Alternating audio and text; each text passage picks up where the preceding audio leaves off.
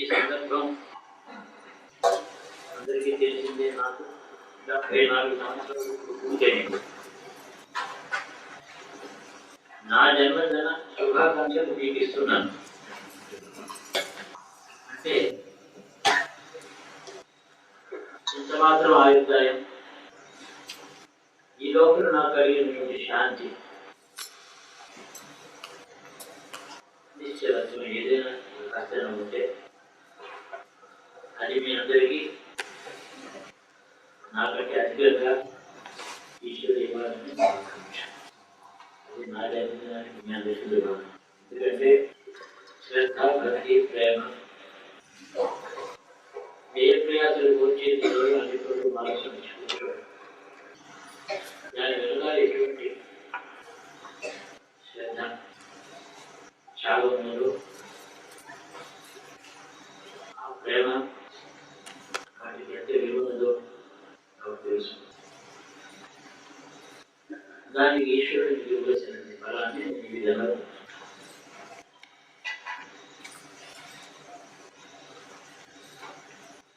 పుట్టిన కాలం రోజు వస్తూ ఉంటుంది, సంవత్సరాలు ఒక మాట. అప్పుడు ప్రప్రధానంగా నిద్రలేవగానే ఆనాడు గుర్తు చేసుకోవాల్సిన విషయం ఏంటి? వాడు నాకు ఎవరు సన్మానం చేస్తారు, లేకపోతే నేను కొత్త బట్టలు పెట్టుకున్నాను అనే కాదు. ఆనాడు నన్ను కన్న తల్లి ఇటువంటి ప్రేమతో నన్ను కనుకో తల్లిని గుర్తు చేసుకోవాలి. ఎంత వేదన పడి ఎటువంటి ప్రేమతో వాత్సల్యంతో మనసుతో నన్ను కన్నదు. కానీ ఆ క్షణంలో ఆమె నాకు చూపిన ప్రేమ, త్యాగం చేసిన త్యాగం, పడ్డ శ్రమ ఆనాడు తెలియదు. ఇప్పుడు జ్ఞాపకం చేసుకోవడం కొంత అనుభవించి అని మొదటి మాట. నాడు అడిగాను, నేను ఎక్కడున్నాను, ఏం చేస్తున్నాను, ఏం చేశాను, నా చుట్టూ ఉన్నది ఏంటి?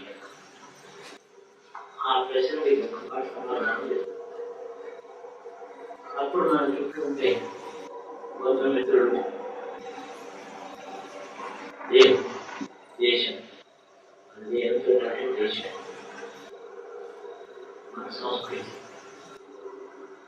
ఇవన్నీ కూడా వెంటనే గుర్తున్నాను. ఇల్లు, సంసారం, భార్య, పిల్లలు అవి వేరే గుర్తు చేసుకోవాల్సిన పని లేదు. పొద్దున్న అవే ఉంటాయి మనసు. గుర్తు పెట్టుకోవాల్సినది ఏ దేశంలో ఉంటున్నాను నేను, ఈ దేశం యొక్క సంపాదన, నేను ఏం చేస్తున్నాను, దానికి నాకు ఎటువంటి బాంధవ్యం. నేను ఈ దేశంలో, ఈ భూమిలో పొందిన పంట తిని శరీరాన్ని పెంచుకున్నాను. ఈ నదులలో జలాన్ని తాగి నేను ప్రాణాన్ని ధరించాను. ఈ దేశంలో అందరూ చూపించినటువంటి భాషను మాట్లాడుకుని పలుకుతున్నాను. వాడి చెప్పిన సంస్కృతిని నేను జ్ఞాపకం చేసిన అందరూ వెలిగి ఉన్నాను. ఒక నదిలో చేప నదిని గుర్తించినట్టు, అలాగా తన సంస్కృతిని నేను గుర్తించినట్టు. ఆనాడు మళ్ళీ పునరుద్ఘాటన అవుతుంది తన జన్మదినం. మరొక మాట జ్ఞాపకం అవుతుంది, నేను పుట్టాను. ఆ సంస్కృతికి, తల్లికి ఏ విధంగా కృతజ్ఞత చెప్పుకున్నాము, దీనికి ఏ విధంగా నేను కృతజ్ఞత చెప్పుకోవాలి, దీనివల్ల ఎలా చేసుకోవాలి. నేను ఈ సంస్కృతి, ఈ దేశం, ఈ భాష, ఈ జలం, ఈ గాలి, ఈ మట్టి, ఇందులో పుట్టినటువంటి ఔషధులు, వీటి యొక్క సారం నేననే వస్తువు ఇక్కడ కనబడుతుంది. అప్పుడు ఒక ఉత్కృష్టమైన కర్తవ్యం జ్ఞాపకం వస్తుంది. అయితే దీంట్లో పుట్టిన నేను దీంట్లో ఏం చేశాను? అయితే ప్రశ్న వేయచ్చు, నది చేప అన్నారు, చేప నది కోసం ఏం చేస్తుంది? కొంత చేస్తుంది. నదిలో పుట్టే నాచు, మాలిన్యం చేప తిని నదిని శుభ్రం చేస్తూ ఉంటుంది. ఊరిగా నడవదు. చేపలు లేకపోతే నది చాలా అసహ్యంగా ప్రతి జీవుడు తెలిసి కానీ తెలియక కానీ భగవంతుడి అనుగ్రహంతో ఆ భగవంతుడు చేసినటువంటి ప్రేరణతో కొంత జన్మలు సార్థక్యం చేసుకుంటూ రుణగ్రస్తుడైన వాడు రుణాన్ని తీర్చుకుంటూ ఏదో ఒక తెలిసి కానీ తెలియక మనకు దుడ్డిగారం చేస్తూనే జీవిస్తున్నాడు. అతడు దుడ్డు, ఇతడు దుర్మార్గుడు, ఇతడు స్వార్థపరుడు అంటున్నామే. వాళ్ళ జీవితం కూడా బాగా సన్నిహితంగా పరిశీలిస్తే అతడు చేస్తున్న మంచి పని కూడా ఒక చోట ఎక్కడో ఎత్తించింది కనిపిస్తుంది. దాని పేరు ఈశ్వరాత్మకం. ఆ కాస్త కూడా లేకపోతే అతడు శాశ్వతంగా నరకానికి పోతాడేమో ఉంటాడు. చేసే పాపంలో మధ్య మధ్య పొరపాటుని నా దగ్గర పుణ్యం చేస్తాడు ఈశ్వరుడు. అది ఈశ్వరానుగ్రహం కాదు. ప్రతి దాన్ని మనం గుర్తుపెట్టుకోవడం కర్తవ్యం. ఇంకా నేను చేసినటువంటి కార్యాలలో నాకు ఎంత పనికొచ్చేది చేశాను అని రెండవ ప్రశ్న. నా కోసం పనికొచ్చేది ఏం చేశాను అంటే, నేను ఎంత డబ్బు సంపాదించాను, ఎన్ని ఇల్లు కట్టాను, ఎంత పొలం కొన్నాను, ఇది కాదు. ఇతరుడికి ఎంత పనికొచ్చాను నేను, అంతవరకే నాకు నేను చేసుకుంటాను. నా వల్ల ఎవరికైనా ఒక తృణం కనుక లాభం కలిగితే అది నా కోసమే నేను చేశాను. పోయిలో చేశామని చెప్పేది కాదు. చేసే పుణ్యం, ఇంకొకరికి ఇచ్చేటటువంటి గౌరవం, మరొకరికి ఇచ్చేటటువంటి సేవ, ఇవన్నీ కూడా మనం డబ్బు డిపాజిట్లో వేసుకుని 5 సంవత్సరాల రెడ్డి పోతుందని ఏదో చూస్తాను. అలాగే ఈ విషయం జ్ఞాపకమైనటువంటి మరొకషన్ యొక్క సందేశంలో వ్యాపించిన అతడి లోపల మనం చేసే ప్రతి పుణ్యకార్యము చక్రవర్తితో వెళ్ళి మనకు ప్రతిదీ ఏ పుణ్యకార్యం చేసినా నాకు ఈ మాత్రం నేను చేసుకుంటాను అని స్వవిషయంగానే దాన్ని భావించాలి. ఈ పరమార్థాన్ని గుర్తించడమే భారతీయత. లేకపోతే భారతదేశంలో పుట్టిన, దక్షిణాఫ్రికాలో పుట్టిన ఒకటే. ఇక్కడ పుట్టడం మాత్రం గుర్తించుకోవాలి. ఈ ధర్మాన్ని, ధర్మ వివేకాన్ని నిజమైన శాశ్వతమైన స్వార్థంగా మనం గుర్తించాలి. అదే నిజమైన స్వార్థం. రెండవది నేనే నా విషయంలో ఏంటి, భగవంతుడు అనుగ్రహం కొంత కలిగి శాంతి కలిగి, ఆ శాంతిని మీకు ఇదోదికంగా కలగాలని నేను భగవంతుడు వేడుకుంటున్నాను. దేనివల్ల ఈ శాంతి ఏమిటి నేను స్వవిషయం ఒక మాట నేను స్వాగతంగా గట్టిగా మాట్లాడుతున్నాను. నిత్య వస్తు వివేకమైన ఒక మాట అంటాము. నిత్యమైనది ఏది, అనిత్యమైనది ఏది అని తెలుసుకోవడం వివేకము అని ఆ సమాసానికి అర్థం. నిత్యమైనటువంటిది కాలం, అనిత్యమైనటువంటిది తత్కాలం. గుర్తు పెట్టుకుంటే రెండు ఒకటే అనిపిస్తుంది ఒక చోట, రెండు ఒకటి కాదనిపిస్తుంది. ఈ క్షణం ఇక్కడ ఇప్పుడు కూర్చోవడం వేరు తత్కాలం, ఇది అనిత్యం. ఎప్పుడు ఇలాంటి కోట్ల తత్కాలమైన ధరలో ఎప్పుడు ధరించుంటూ తాను మార్పు చెందకుండా ఉండేటువంటి నిత్యమైన వస్తువు కాలం పేరు, అది నిత్యమైన. అనిత్యాన్ని ఇప్పుడు మనం శ్రద్ధతో పరిశీలిస్తామో నిత్యం మర్చిపోతాం. నిత్యం ఎప్పుడు గుర్తు పెట్టుకుంటాము, అనిత్యమైన పదార్థం మనల్ని బాధించదు, పీడించదు, బాధించదు. లేకపోతే కాలసర్ప దృష్టిని వలి మనిషి క్షణక్షణం నశిస్తూ ఉంటాడు. ఏంటి కాలసర్పం? అనిత్యమైనటువంటి నిరంతర శ్రద్ధలు, అనిత్యమైన వస్తువులందు క్షణక్షణం గడిచిపోతూ ఉండడం చేత కొద్దిగా లోపలికి కాలసర్పం మింగేస్తూ ఉంటాడు. నిజమైన కాలజ్ఞానం ఉన్నవాడిని కాలసర్పం కాటేయదు. ఆ కాలం అతడు దాన్ని జీర్ణం చేసుకుంటాడు. కాలస్వరూపుడు అవుతాడు. కాలస్వరూపుడు అంటే నిత్యము యథార్థంగా సమస్త జగత్తు తనలోని పుట్టి మళ్ళీ తనలోకి తీసుకుంటున్నటువంటి కాలం యొక్క వస్తువులే పరమేశ్వరుడు యొక్క చైతన్యం. పరమేశ్వరుడు స్వభావంలో ఆ కాలం ఉంటాయి. కాలస్వరూపుడు ఇవన్నీ అంట కానీ సూర్యుడికి వెలుగు వేడి ఉన్నట్టు ఈశ్వరుని యొక్క చైతన్యం కాలం అనే పేరుతో ఉంది. అందులో ఈ నదిలో సముద్రంలో అలలు వలె జంతువుకి పుట్టడం పోవడం, ఈ అగలి గోళాలు ఈ గోళాలన్నీ కూడా పుట్టడం మళ్ళీ అహిత్యం చేస్తూ ఉంటుంది. అన్నీ అహిత్యమే. దీర్ఘకాలంగా ఉన్నది కూడా అనిత్యమే. హ్రస్వం ఒక క్షణం మాత్రం ఉన్నది కూడా అనిత్యమే. మనకు అల్పత్వం లోపల ఉండడం చేత యోగం అంటే చాలా పెద్ద కాలం అని అనిపిస్తుంది. అది మన అల్పత్వం వల్ల అలా కనిపిస్తుంది. కానీ పరమేశ్వర చైతన్యంలో యుగములన్నీ కూడా క్షణములే. అట్టి తత్వంలో మనం ప్రవేశించిన నాడు ఈశ్వరుడి చైతన్యంలో ఈ జీవాహంకారం శ్రద్ధ ప్రవేశించిన నాడు అనిత్య వస్తువులను వదిలిపెట్టి నిత్య వస్తువులకు పెడతాం. అప్పుడు నిత్యకృత్యంలో జరుగుతుండేటువంటి క్షణక్షణం మారుతూ ఉండేటువంటి ఈ అనుభవాలన్నీ కూడా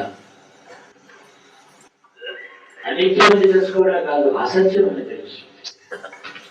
అనిత్యమైన వస్తువే అసత్యము, నిత్యమైన వస్తువే సత్యం. సత్యమే ఆనందము, సత్యమే జ్ఞానము. సత్య జ్ఞానం అనంతం బ్రహ్మ, అనంతము సత్యము, దానికి గురించిన జ్ఞానము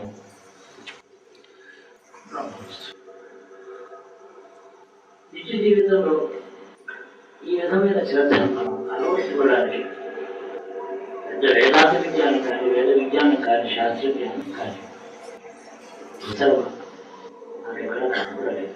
వాటితో నిమిత్త లేకుండానే మనం నేను అనేటటువంటి ఒక వస్తువు ఉంది, దాన్ని జాగ్రత్తగా కాపాడుకుంటూ దానిని సరైన కోఆర్డినేట్స్తో అనంతమైన కాలంలో దాన్ని పెట్టుకుని చూపుతూనే ఆ నావతో ఈ సముద్రాన్ని దాటి పెట్టుకోవచ్చు. నిత్యమైన కాలు పెట్టవచ్చు.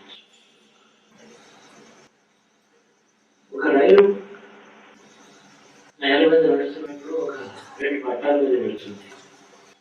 నావ సముద్రంలో వెళ్తున్నప్పుడు దానికి పట్టాలు రోడ్డు ఉందా అంటే సముద్రం అంతా దానిది. పరిమితమైనటువంటి మార్గాన్వేషణ కాదు. ఈ సముద్రం అంతా నాదే అనుకుని ఎక్కడంటే అక్కడ ఏదైనా వెళ్తాను అనుకుంటున్నాను. నావ చిన్నది, అనంతమైన సముద్రంలో అంతా నాదే అని అనుకోగలదు. నావ కానీ తాను అనంతమైన నిత్యమైన కాలంలో సృష్టిలో అంతా నాదే అని అనుకోవడం లేదు. తాను అనంతుడు నిత్యమైనటువంటి కాలస్వరూపాన్ని గ్రహించినాడు. అనిత్యమైన వస్తువులు పోతున్నాయి, వాటి దృష్టిలోకి రావటం లేదు. ఆ విధంగా మనుషుడు కర్మాధీనుడు, కర్మ ఫలాధీనుడు కాకుండా ధరించడానికి ఇది అందరూ కూడా తనను తాను ఆత్మ విమర్శ చేసుకుంటూ అతనిలో ముఖం ఎంత శ్రద్ధగా చూసుకుంటారో అంతరి నూరింత శ్రద్ధతో అంతర్యాన్ని చూసుకుంటారు. మన నిజ స్వరూపం ముఖం కాదు, వేషం కాదు, భూషణాలు కాదు. వేషభూషణాలు కానటువంటి, ముఖావలోకనం కానటువంటి సద్వస్తువు నేను మీ వస్తువుని అంతర్యామిగా గ్రహించి అంతర్దృష్టితో చూస్తే అది యథార్థమైన ఉపయోగపడేటువంటి స్వార్థం. బాహ్య దృష్టి అంతా కూడా నిరుపయోగమైనటువంటిది, బంధరహితమైనటువంటిది భౌతికమైన స్వార్థం. భౌతికమైన శరీరమే అనిత్యం కాబట్టి దానితో కూడుకున్న స్వార్థం అంతా ఎందుకు పెరిగినండి. నిత్యమైన వస్తువు దాని గురించి స్వార్థం శాశ్వతం నిత్యం. చిన్న విమర్శ మామూలు మాట్లాడుతూ ఉన్నాం. నిత్యం చేసుకుంటూ ఉంటే సర్వోపనిషత్సారము భగవంతుడు మనల్ని చేసుకోమని నిర్దేశించేటటువంటి మార్గాన్ని మనం అనుసరించడం జరుగుతుంది. దానివల్ల శాశ్వతమైన ఆనందం సుఖం కలుగుతుంది. వస్తువుల యొక్క రాక పోక ప్రాప్తి అప్రాప్తి నష్టం కాదు. ఎందుకు అనిత్యమైన తాత్కాలికమైనటువంటి క్షణికములైనటువంటి బుద్ధుడు ప్రపంచాన్ని సర్వం క్షణికం ఆయనకి ఉపనిషత్ సారం ఉపనిషత్తులు అనుసరించలేదని అనుకోకూడదు. ఉపనిషత్ సారాన్ని స్వతంత్రంగా ఆయన మాట్లాడు. ఆ ఉపనిషత్తుల యొక్క భాష ప్రతి వారికి కూడా ఒక్కొక్క విధంగా చదవబడతారు. ఒక దేవతకు ఉపనిషత్తు ఒకలా అర్థం, ఒక గంధర్వునికి ఒకలా అర్థం, ఒక విద్యావంతుడికి, ఒక జ్ఞానికి, ఒక యోగికి, ఒక భక్తుడికి, ఒక పండితుడికి, ఒక మూర్ఖుడికి, వీరందరికీ కూడా ఒకటి చాలా విధాలుగా తెలుసు. అందరూ విధాలు గడపలేదు. ఎవరికి ఎలాగ స్ఫూర్తి ఇవ్వగలరు అలా ఇస్తుంది. అతను సర్వ క్షణికం అంటారు. క్షణికమైందంటే సర్వ అశాశ్వతమైన. అయితే సర్వం శూన్యం అని కూడా అన్నాడు. ఇవన్నీ కలిగితే అనిత్యం చేయడం కలిగితే శూన్యం. ఇంకొక అర్థంలో ఈ జగత్తంతా కలిపి మొత్తం జగత్తంతా ఒక రాశిగా చూస్తే 14 భవనాలు, అనంతకోటి జీవరాశులు, దేవతలు, దీపతులు, బ్రాహ్మణులు, గోడలు అన్ని ఒకటి గొప్పగా పోస్తే క్షణంలో అంత తారైపోతుంది. అంతా ఒకటి ఏది ఉండదు. దూరంగా ఉంటే జగత్తు ఉంటుంది. అంతవరకు చేసినట్టు సర్వము ఉంటాడు శూన్యం. అంతరార్థం బ్రహ్మ నిత్యం, అది సత్యం. బ్రహ్మలోపల ఉండే వస్తువులను కూడా అనిత్యమే, అసత్యం అనిత్యం. ప్రార్థన కూడా చేసుకుంటాం. ఆత్మవాక్యాలు సహృదయంగా అర్థం చేసుకుంటే పరమ నాస్తికుడు చెప్పే మాటల్లో కూడా అసత్యం.